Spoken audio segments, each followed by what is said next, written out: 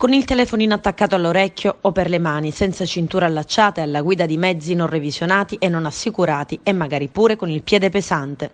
Non sono inoltre mancati gli ubriachi. I controlli della Polizia Stradale di Agrigento durante le festività natalizie hanno confermato quanto gli automobilisti agrigentini, giovani e non soltanto, siano poco attenti alla guida e poco rispettosi alle norme del codice della strada. 7 le patenti ritirate d'un soffio e 16 invece le carte di circolazione.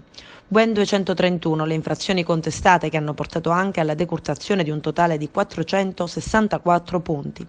Ma i poliziotti della Stradale, che è coordinata dal vicequestore aggiunto Giuseppe Andrea Monreale, hanno realizzato anche 71 soccorsi di automobilisti in difficoltà. Le 108 pattuglie dislocate lungo le principali strade agrigentine hanno scovato 5 automobilisti che utilizzavano il cellulare mentre erano al volante, 54 che viaggiavano senza aver allacciato la cintura di sicurezza e 13 che procedevano ad alta velocità. 8 i mezzi in circolazione senza alcuna copertura assicurativa e 12 quelli che invece erano senza revisione. Particolare attenzione è stata rivolta anche al trasporto delle persone. Sono stati infatti controllati 25 autobus e 14 sono state le contravvenzioni per varie irregolarità elevate.